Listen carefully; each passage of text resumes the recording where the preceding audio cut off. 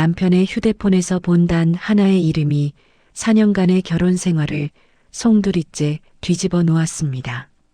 매달 280만 원씩 누군가에게 꾸준히 이체되고 있었습니다.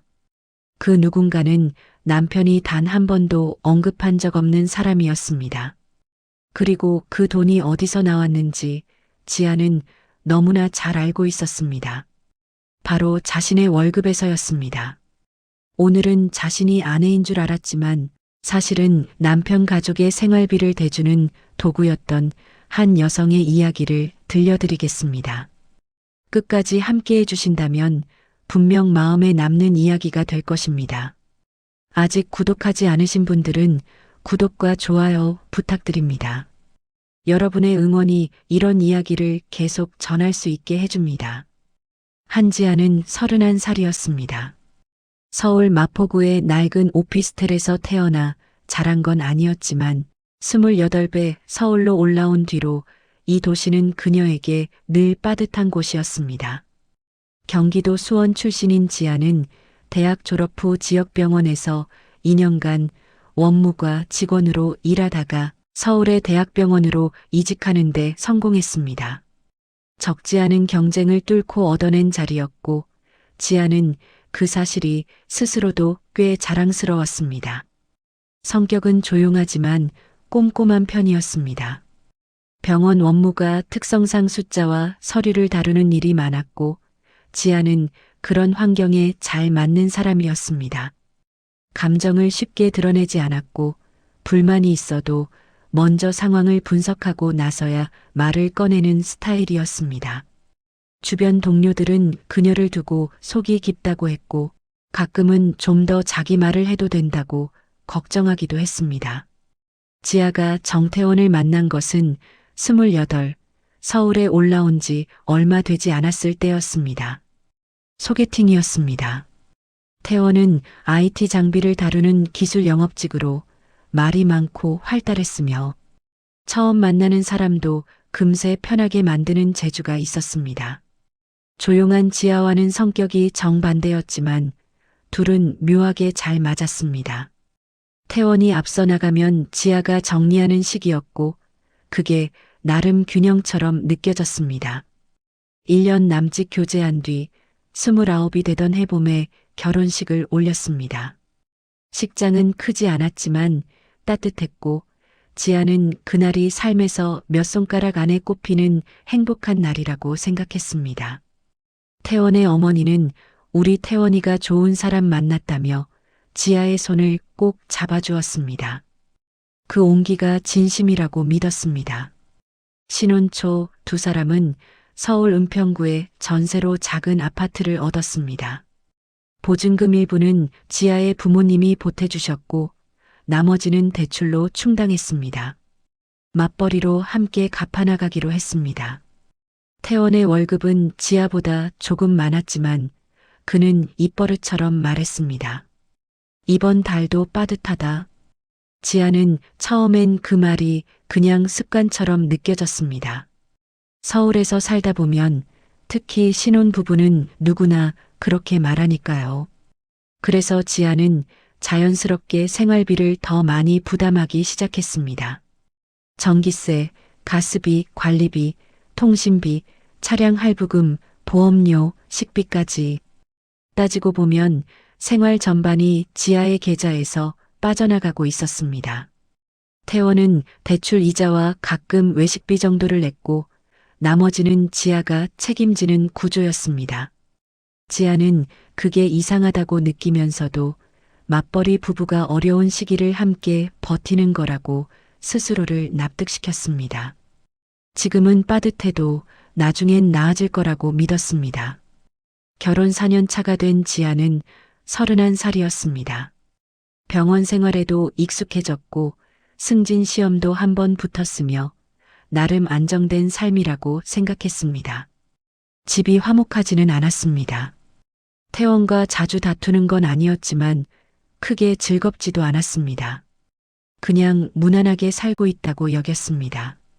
이게 결혼이라는 것의 현실이라고 드라마처럼 살 수는 없다고 스스로를 다독이며 하루하루를 보냈습니다. 그리고 그날이 찾아왔습니다. 퇴근 후 집으로 돌아온 지아는 저녁을 차리려 냉장고를 열었습니다. 안은 텅 비어 있었습니다. 달걀 2개와 반쯤 남은 두부, 시들어가는 파 몇 가닥이 전부였습니다. 한숨이 나왔습니다. 장을 봐야겠다고 생각하며 가방을 들었는데 소파 위에 남편의 휴대폰이 화면이 켜진 채 놓여 있었습니다. 태원은 샤워 중이었습니다. 지아는 별 생각 없이 시선을 돌렸습니다. 그런데 화면에 뜬 알림 문자 하나가 눈에 들어왔습니다. 이체 완료 280만 원, 수취인 최경희. 낯선 이름이었습니다. 지아는 남편의 지인 중 최경희라는 사람을 들어본 적이 없었습니다. 단순한 업무상 이체일 수도 있었습니다. 그냥 넘길 수도 있었습니다. 그러나 지아의 손은 이미 휴대폰을 들고 있었습니다. 비밀번호는 결혼기념일이었고 지아는 그걸 알고 있었습니다. 이체 내역을 열었습니다. 최경희, 최경희, 또 최경희. 매달 빠짐없이 250만 원에서 300만 원 사이의 금액이 같은 이름으로 빠져나가고 있었습니다. 메모란에는 단 한 줄만 적혀 있었습니다. 월세 및 생활비. 지아는 손이 차가워지는 것을 느꼈습니다. 두 사람은 전세로 살고 있었습니다. 월세를 낼 이유가 없었습니다. 그런데 누군가의 월세와 생활비가, 그것도 매달 남편의 계좌에서 빠져나가고 있었습니다. 4년이라는 시간 동안 샤워실에서 물소리가 들렸습니다. 지아는 휴대폰을 내려놓고 조용히 앉았습니다. 심장이 빠르게 뛰었지만 표정은 굳어 있었습니다. 냉장고가 왜 늘 비어 있었는지, 왜 이번 달도 빠듯하다는 말이 반복되었는지, 왜 자신의 월급이 생활비로 항상 사라졌는지, 그 퍼즐 조각들이 하나씩 맞춰지기 시작했습니다. 그리고 지아는 확신했습니다. 이 결혼에는 자신이 모르는 무언가가 있다는 것을. 최경희. 그 이름 3글자는 지아의 머릿속에서 밤새 지워지지 않았습니다. 잠을 청해봤지만 눈이 감기지 않았습니다. 천장을 바라보며 지아는 수십 번 같은 질문을 되풀이했습니다. 저 사람이 누구기에 4년 동안 한 번도 이름조차 들어본 적이 없는 걸까? 그리고 왜 남편은 매달 그 사람에게 그토록 큰 돈을 보내고 있었던 걸까? 이튿날 아침 지아는 출근 준비를 하는 태원을 기다렸습니다. 감정을 최대한 누르고 차분하게 물어보기로 했습니다. 소리를 지르거나 따지는 방식으로는 아무것도 알 수 없다는 걸 지아는 경험으로 알고 있었습니다. 태원은 감정이 높아지면 대화를 끊어버리는 사람이었으니까요. 지아는 조용히 입을 열었습니다. 최경희가 누구냐고. 태원은 잠깐 굳었습니다. 손에 들고 있던 넥타이를 내려놓더니 애써 아무렇지 않은 표정을 만들며 말했습니다. 우리 누나야. 지아는 그 말을 듣는 순간 귀를 의심했습니다. 태원은 결혼 전부터 자신이 외동이라고 했습니다. 시어머니도 아들이 하나뿐이라고 여러 번 강조했습니다. 친척 모임에서도 시댁에 처음 인사를 드리러 갔을 때도 누나라는 존재는 단 한 번도 등장한 적이 없었습니다. 4년 동안 지아가 그 말을 꺼내자 태원은 시선을 피하며 대답했습니다. 누나가 오래전에 집을 나갔다고. 집안이랑 연을 끊어서 어머니가 말하지 말라고 했다고. 그러면서 덧붙였습니다. 누나가 혼자서 애 키우면서 힘들게 살고 있어서 자기가 좀 도와주고 있는 거라고. 당당하게, 미안한 기색도 없이. 지아는 그 순간 머릿속으로 빠르게 계산했습니다. 4년 매달 평균 270만 원. 숫자를 곱하는데 오래 걸리지 않았습니다. 1억이 훌쩍 넘었습니다. 1억이 넘는 돈이 4년 동안 자신도 모르게 어딘가로 흘러나가고 있었습니다. 그리고 그 빈자리를 채운 것은 언제나 지아의 월급이었습니다. 지아는 떨리는 목소리를 억누르며 말했습니다. 그럼 내가 낸 생활비가 결국 그 돈을 메운 거냐고. 태원은 잠시 말을 잃더니 곧 짜증 섞인 목소리로 대답했습니다. 너도 버는데 어때? 맞벌이잖아. 내가 좀 내면 되는 거지.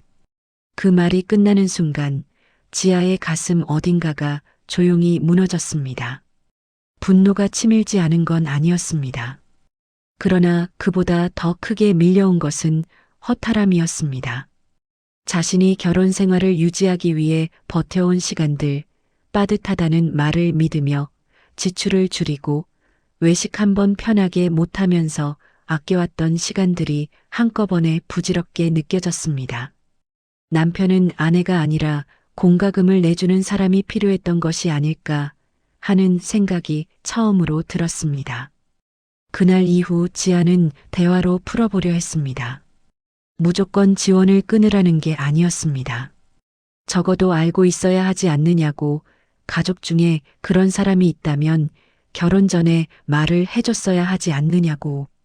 두 사람이 함께 감당할 수 있는 방식을 찾아보자고 했습니다. 태원은 들으려 하지 않았습니다. 말을 꺼낼 때마다 화제를 돌리거나 피곤하다며 방으로 들어가 버렸습니다. 주말엔 갑자기 모임이 생겼다며 외출했고 집에 돌아와서는 대화 자체를 회피했습니다. 지아가 조금만 목소리를 높이면 태원은 오히려 더 크게 소리를 질렀습니다. 왜 남의 가족 일에 끼어드냐고, 도와주는 게 뭐가 나쁘냐고. 지아는 그제야 깨달았습니다.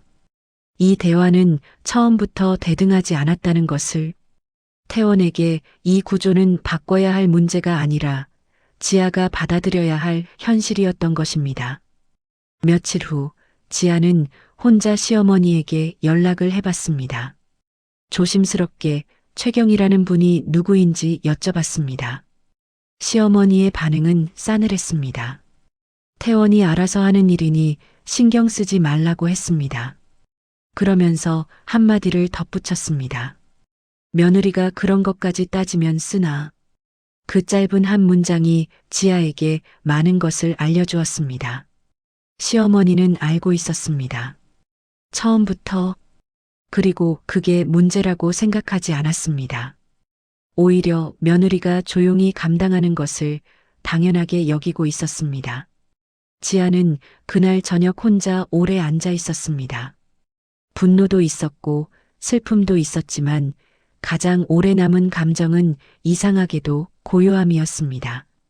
무언가가 또렷하게 보이기 시작하는 것 같은 고요함이었습니다. 그리고 열흘쯤 지났을 때였습니다. 술을 마시고 들어온 태원이 소파에 주저앉아 혼잣말처럼 내뱉었습니다. 누나한테 돈을 끊으면 엄마가 가만두지 않는다고. 나도 어쩔 수 없다고. 지아는 그 말을 듣고 아무 말도 하지 않았습니다.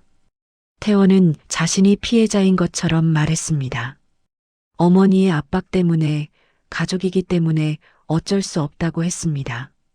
그러나 지아의 눈에는 다르게 보였습니다. 그 어쩔 수 없음의 대가를 치러온 것은 언제나 지아였다는 사실이. 태원에게 지아는 함께 싸워나가야 할 동반자가 아니었습니다. 자신의 빈자리를 채워주는 사람이었습니다. 가족의 요구를 들어주면서도 생활이 유지될 수 있었던 건 지아가 그 모든 구멍을 말없이 메워왔기 때문이었습니다. 지아는 그날 밤 한 가지를 결심했습니다. 감정으로 맞서는 건 아무 의미가 없다고. 이제는 다른 방식이 필요하다고. 말이 통하지 않는다면 현실로 보여주는 수밖에 없다고. 지아는 조용히 자신의 통장 내역을 꺼냈습니다. 그리고 천천히 숫자를 하나씩 짚어 내려가기 시작했습니다. 어디서부터 무엇이 잘못되었는지, 그리고 앞으로 자신이 무엇을 해야 하는지를 생각하면서 다음 날 아침 지아는 평소보다 일찍 눈을 떴습니다. 표정은 어제와 달랐습니다. 지쳐 보이는 대신 어딘가 단단해진 얼굴이었습니다. 무언가가 바뀌려 하고 있었습니다. 지아는 더 이상 기다리지 않기로 했습니다. 기다리면 뭔가 달라질 거라고, 조금만 더 참으면 남편이 알아줄 거라고 믿어온 시간이 4년이었습니다. 그러나 그 4년 동안 달라진 것은 아무것도 없었습니다. 빠듯하다는 말은 반복되었고, 지아의 통장은 매달 얇아졌으며, 남편은 단 한 번도 먼저 고맙다고 말한 적이 없었습니다. 기다림이 미덕이 되는 관계가 있고, 기다림이 착취가 되는 관계가 있습니다. 지아는 자신이 어느 쪽에 있었는지 이제 분명히 알고 있었습니다. 결심은 조용했습니다. 눈물도 없었고 소리도 없었습니다. 지아는 출근 전날 밤 노트를 펼쳐 자신이 매달 지출해온 항목들을 하나씩 적어 내려갔습니다. 전기세, 가스비, 수도세, 관리비, 인터넷 요금, 휴대폰 통신비, 남편 차량 할부금, 자동차 보험료, 실손보험 식비. 항목마다 금액이 붙었고 그 합계는 지아의 월급 대부분을 차지하고 있었습니다. 반면 태원의 계좌에서 빠져나간 것은 최경이 앞으로 보낸 이체 내역이 전부였습니다. 지아는 다음날 아침 일찍 은행 앱을 열었습니다. 그리고 자신의 이름으로 등록된 자동이체 항목들을 하나씩 해지하기 시작했습니다. 관리비, 전기세, 가스비, 남편 차량 할부금, 통신비. 하나를 누를 때마다 손이 떨리지 않았습니다. 오히려 이상하리만큼 차분했습니다.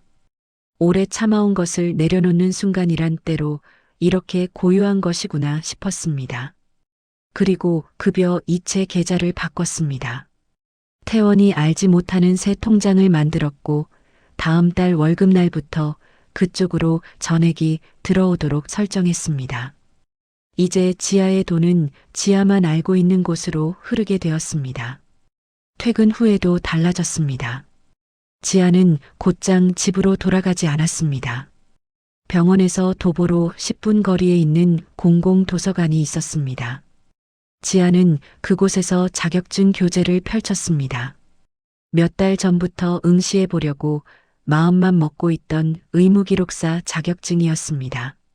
현재 하는 업무와 연결되는 자격증이었고 취득하면 병원 내에서 이동할 수 있는 선택지가 넓어졌습니다.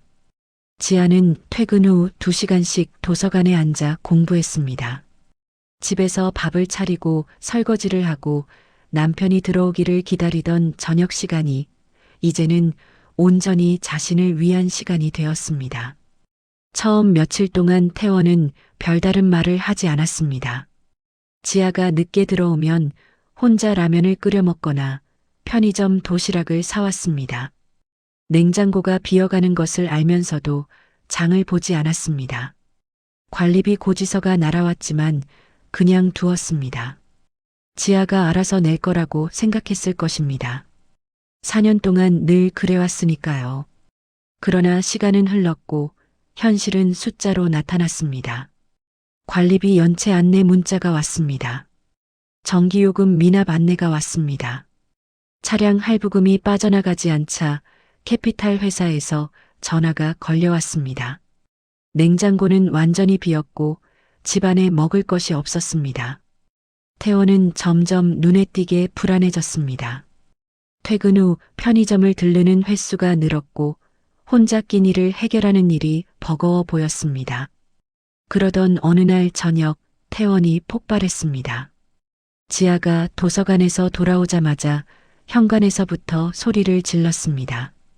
관리비가 왜 안 나가냐고, 차 할부는 왜 연체가 됐냐고. 목소리가 컸지만 지아는 신발을 벗으며 조용히 대답했습니다. 당신이 내세요.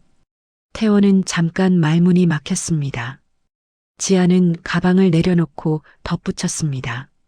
나는 이제 내 몫만 낼 거예요. 나머지는 당신이 책임지세요. 태원은 그게 무슨 말이냐고 다시 소리를 높였습니다. 그러나 지아는 더 이상 끌려가지 않았습니다.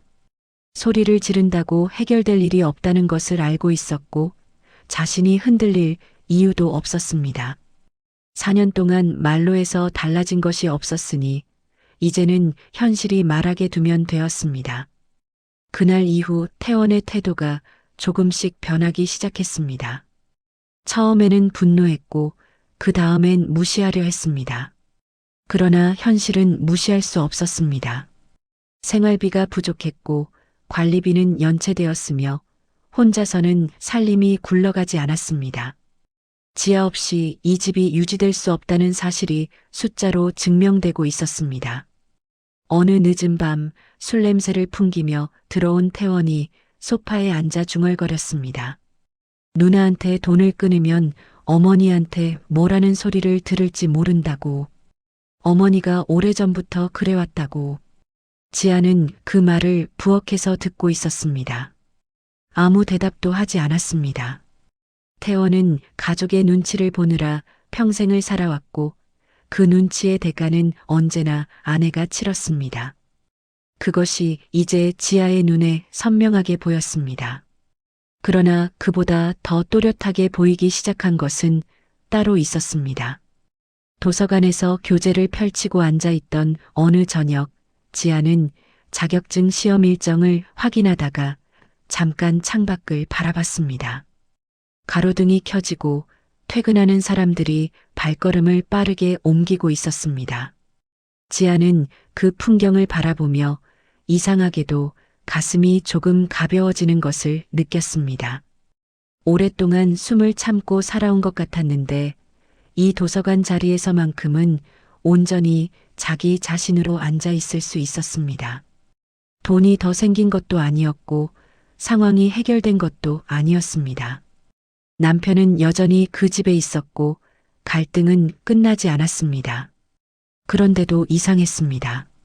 지아는 분명 무언가를 되찾고 있었습니다. 이름 붙이기 어려운 무언가를. 굳이 말로 표현하자면 자신이 자신의 편이라는 감각 같은 것이었습니다. 급여가 새 통장으로 들어온 첫 번째 월급날, 지아는 앱을 열어 잔액을 확인했습니다. 숫자가 그대로 남아 있었습니다. 줄어들지 않고 누군가의 구멍을 메우러 사라지지 않고. 지아는 그 화면을 한참 들여다봤습니다. 뭔가 대단한 일이 일어난 것은 아니었습니다. 그냥 자신이 번 돈이 자신의 통장에 그대로 있는 것뿐이었습니다. 그런데 그게 그렇게 낯설었습니다. 그동안 한 번도 느껴본 적 없는 감각이었습니다. 지아는 그날 퇴근길에 마트에 들렀습니다. 좋아하는 식재료를 골랐습니다. 오래전부터 먹고 싶었지만 아껴왔던 것들을 장바구니에 담았습니다. 별것 아닌 선택이었지만 지아에게는 작은 선언 같았습니다. 이제 내 돈은 나를 위해 쓰겠다는. 집에 돌아와 혼자 저녁을 차렸습니다. 태원은 그날도 늦게 들어왔고 지아는 이미 식사를 마친 뒤였습니다. 둘은 거의 말을 하지 않았습니다. 그러나 예전의 침묵과는 달랐습니다. 예전의 침묵은 참는 것이었고 지금의 침묵은 지아가 선택한 것이었습니다. 무언가가 천천히 그러나 분명하게 달라지고 있었습니다. 지아는 그날 밤 잠들기 전 변호사 상담 예약 사이트를 검색창에 입력했습니다. 손가락이 멈추지 않았습니다. 아직 누르지는 않았습니다. 그러나 그 창을 열었다는 사실만으로도 지아는 자신이 어디를 향하고 있는지 알 수 있었습니다. 이 결혼이 어디서부터 잘못된 것인지는 이제 명확했습니다. 남은 것은 하나였습니다. 그 잘못된 구조 안에 자신이 계속 머물 것인지 아니면 나올 것인지. 지아는 눈을 감았습니다. 그리고 처음으로 두렵지 않다는 것을 느꼈습니다. 변호사 사무실은 지아가 상상했던 것보다 훨씬 조용한 곳이었습니다. 접수대 직원이 안내하는 대로 작은 상담실에 앉았을 때 지아는 자신이 이 자리에 오기까지 얼마나 오랜 시간이 걸렸는지를 생각했습니다. 결혼 4년 그 안에서 무언가 잘못되었다는 것을 느끼기 시작한 것은 훨씬 오래전이었습니다.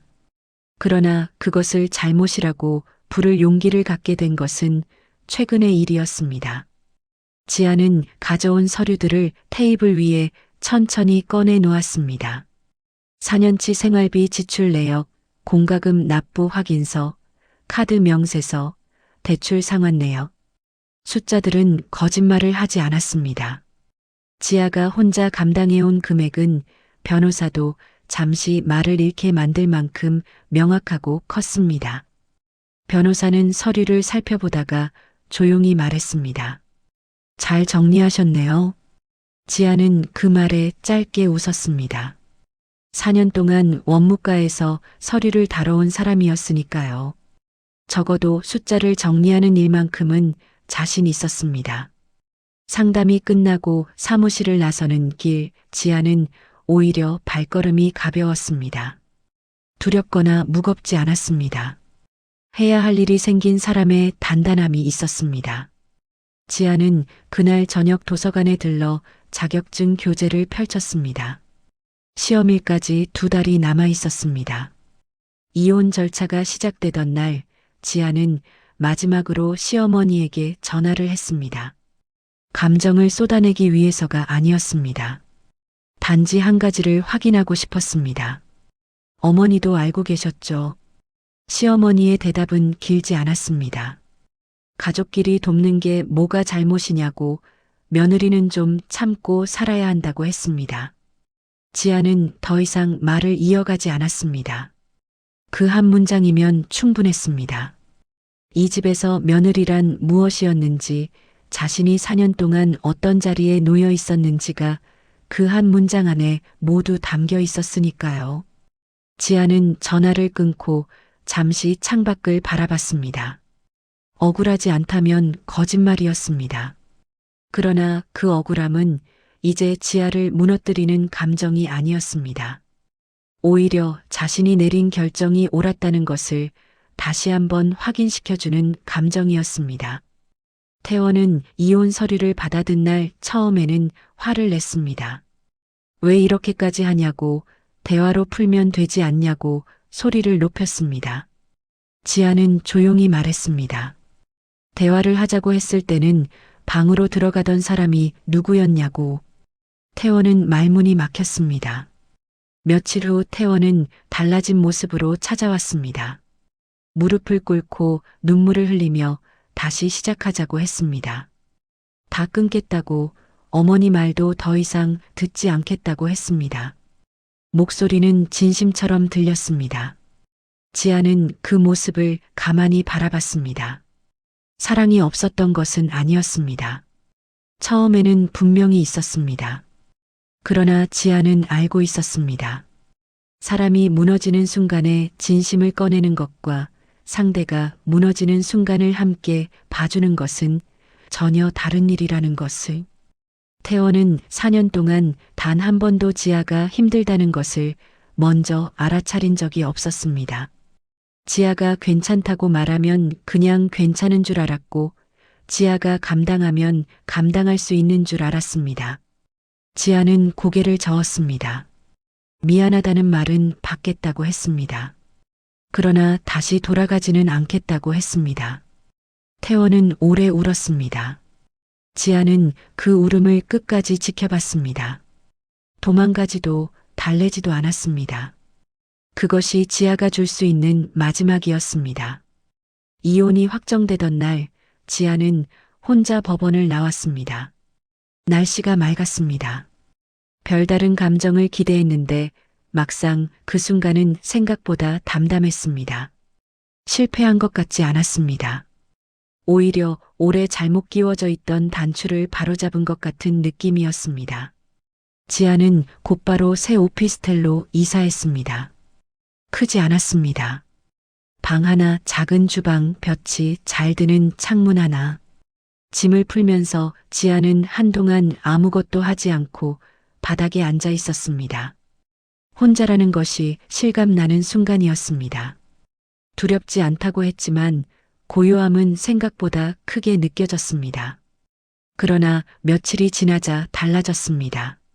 아침에 일어나면 누군가의 눈치를 볼 필요가 없었습니다. 냉장고를 열면 자신이 좋아하는 것들이 들어 있었습니다. 퇴근 후 도서관에 가도 되고 곧장 집에 와도 되었습니다. 누가 늦는다고 뭐라 하지 않았고 관리비를 냈는지 안 냈는지 확인할 필요도 없었습니다. 작은 것들이었습니다. 그런데 그 작은 것들이 쌓이면서 지아는 숨을 쉬는 법을 다시 배우기 시작했습니다. 의무기록사 자격증 시험은 이사하고 한 달 뒤였습니다. 지아는 합격했습니다. 병원에 결과를 제출하자 팀장이 수고했다고 했고 다음 인사이동 때 부서 이동을 고려해 보겠다는 말도 들었습니다. 작은 성과였지만 지아에게는 적지 않은 의미였습니다. 누군가의 빈자리를 메우느라 미뤄왔던 일들이 이제 하나씩 자리를 잡아가고 있었습니다. 월급날이 되었습니다. 지아는 앱을 열어 잔액을 확인했습니다. 숫자는 그대로 있었습니다. 아니, 지난달보다 조금 더 늘어 있었습니다. 지아는 그 화면을 바라보며 조용히 미소 지었습니다. 거창한 행복이 아니었습니다. 단지 자신이 번 돈이 자신의 통장에 남아있는 것. 그것이 이렇게 오래 걸린 당연한 일이었다는 것이 새삼스럽게 느껴졌습니다. 지아는 가끔 생각했습니다. 만약 그날 남편의 휴대폰 알림을 그냥 지나쳤다면 어땠을까? 최경이라는 이름을 모른 척했다면, 계속 참으며 살았다면 어땠을까? 아마 지금도 냉장고는 비어 있었을 것이고 월급은 누군가의 구멍을 메우느라 사라졌을 것입니다. 그리고 지아는 자신이 왜 이렇게 지쳐가는지도 모른 채 그냥 결혼이란 다 이런 것이라고 믿으며 살았을 것입니다. 끝내지 않은 것이 용기 있는 일처럼 보이는 세상이 있습니다. 참는 것이 어른스러운 일처럼 여겨지는 문화가 있습니다. 지아는 그 안에서 오래 살았습니다. 그러나 참는 것과 감당하는 것은 다릅니다. 감당이란 함께하는 것이고 참는 것은 혼자 지는 것입니다. 지아가 해온 것은 감당이 아니라 참음이었습니다. 그리고 그 참음은 미덕이 아니라 누군가에 의해 당연하게 이용된 것이었습니다. 이제 지아는 아내라는 이름이 아닌 자기 이름으로 살고 있었습니다. 한지아. 31살 서울의 작은 오피스텔에서 혼자 살고 있는 병원 원무과 직원. 좋아하는 음식이 채워진 냉장고를 가진 사람. 잔고가 조금씩 늘어나는 통장을 가진 사람. 퇴근 후 도서관에 가는 것을 좋아하는 사람. 그것으로 충분했습니다. 결혼의 끝이 반드시 실패를 의미하지는 않습니다. 때로는 자신을 지키기 위해 내린 가장 용기 있는 결정이 되기도 합니다. 지아는 그것을 몸으로 배웠습니다. 그리고 그 배움은 누구도 빼앗아갈 수 없는 것이었습니다. 봄이 오고 있었습니다. 오피스텔 창가에 놓아둔 작은 화분에서 새싹이 돋아났습니다. 지아는 출근 전 그 싹을 한참 바라봤습니다. 물을 주면 자라는 것들이 있습니다. 돌보면 달라지는 것들이 있습니다. 그리고 지아는 이제 알고 있었습니다. 자신도 그런 존재라는 것을, 내가 나를 살릴 수 있다는 것을, 그 사실 하나가 지아에게는 새로운 시작이었습니다.